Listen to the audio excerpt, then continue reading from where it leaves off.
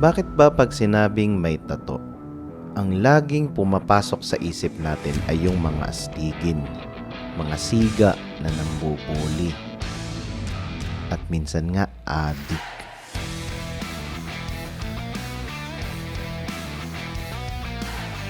Kaya naman bilanggo.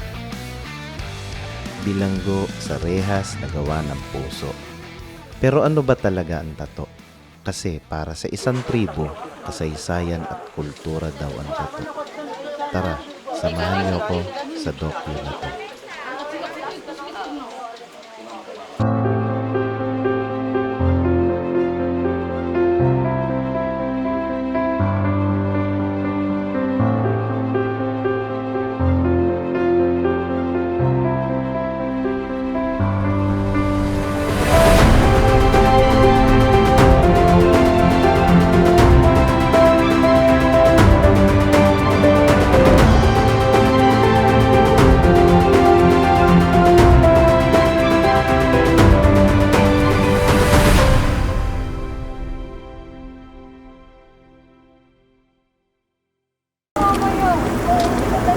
Yung bali, pupunta kami ngayon sa Buskalan. Vlogger pala ito. Vlogger pala ito mga to. May page stick. Yun mga guys. Pasok. Balat. Tinatanong tayo kung ilang oras, pero hindi natin alam, basta pupunta lang tayo doon, go lang. So yun ang tunay na adventure.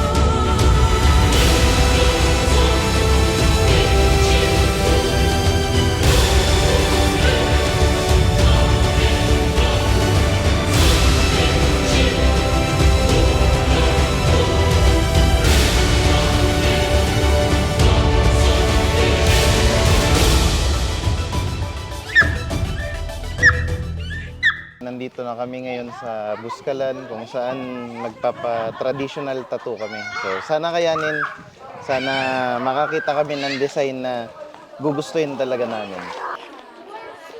Yung dikit pa lang eh, talagang nararamdaman ko na. Stencil pa lang yan. May stencil pa lang pala. Akala ko ano ba?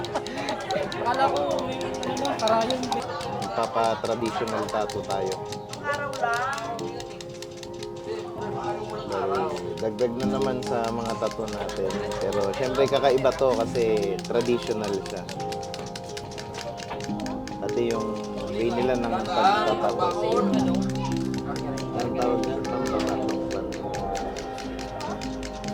Ayan, pala traditional tattoo. Ayan, so ang ibig sabihin ng tattoo ko ay traveler. So, ayun, ano pa ba ibang meaning kundi syempre traveler tayo. Hilig natin pupunta sa iba-ibang lugar. Kaya, ayun. Ipatato na.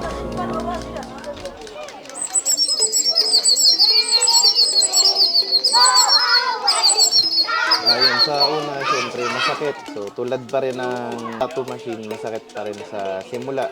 Pero yun, nakakasanayan natin yung pain. Parang nagmamanhid na rin siya.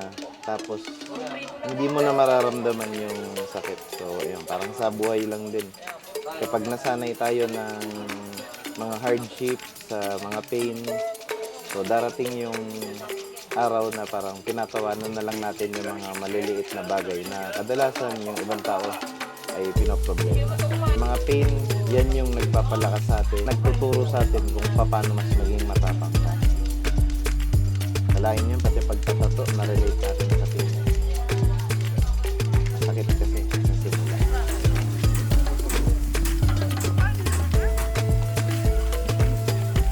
Parang sa mga taong may tattoo kasi parang kulang pa yung pagkakaroon ng mga tattoo. Kapag hindi sila nakapunta dito. 2 years na akong may tattoo. Pero parang kulang pa kasi wala pa akong tattoo galing dito sa Switzerland. Tapos wala pa yung signature na ako. Ay papakita. Pakita mo yung tattoo ko. Gano. Na pag uwi ko, sabihin ko tumabi kayo. Ako ang siga dito. Saan Kita nyo guys, ganda. Check karat. Kaya yan itim. Dahil yan sa ano. Kung nakikita, oh. Gaano kaangas yan. Diba? Kita nyo yan. Gaano ka. Yan ang tatak ng ano, Team CEO. Pag nakita nyo yan. Bagay ba?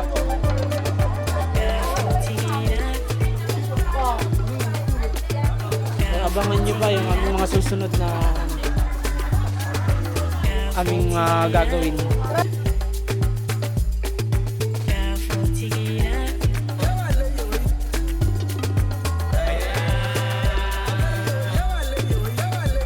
Anong pakiramdam ng nadagdagan na naman ng tattoo?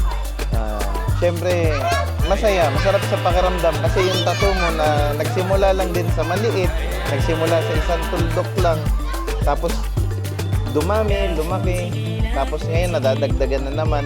And isa pa kasi, ang pinakamasarap sa pagdagdag ng tattoo, kasi bawat tattoo ay may kwento, bawat tattoo ay merong meaning, bawat tattoo merong, kumbaga may importansya yan sa isang tao kung bakit niya yun pinapatato. So syempre, the more na dumadami pa yung tattoo niya, ibig sabihin dumadami yung kwento at yung expression niya sa sarili niya.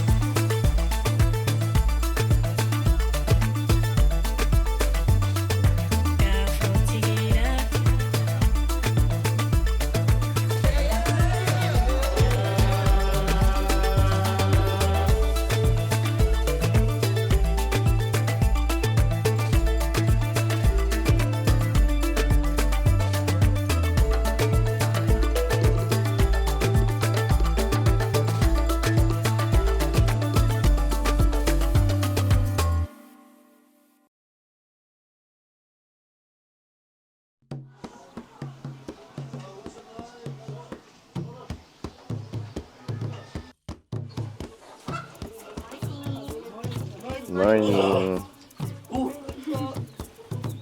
Morning, good morning, good morning.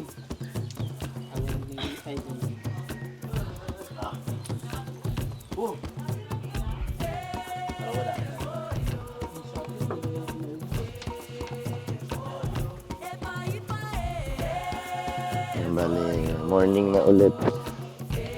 So, Sunday morning na titingnan natin ano ba ang morning dito sa Buskalan.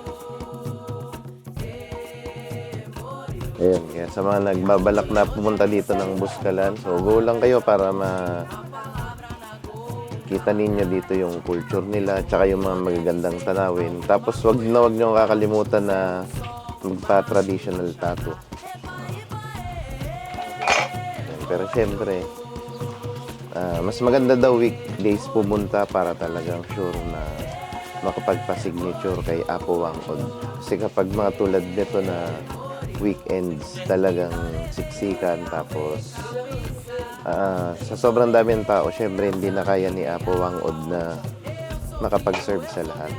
Pero yan, mamaya makakapagpa-picture naman siguro tayo.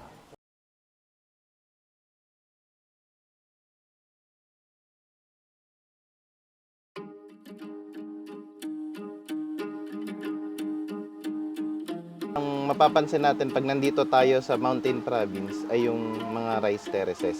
Actually, binuo pa to nung bago pa dumating yung mga Kastila dito sa Pilipinas, meron ng rice terraces. Hindi ganong maganda, hindi ganong mataas yung antas ng teknolohiya nila noong mga panahon na yun. Hindi pa rin sila nagpapigil sa kung ano man yung gamit na lumilimita sa kanila noon. Hindi sila napigilan para gumawa ng something na maganda at kapaki-pakinabang. Tulad nga niyang rice terraces.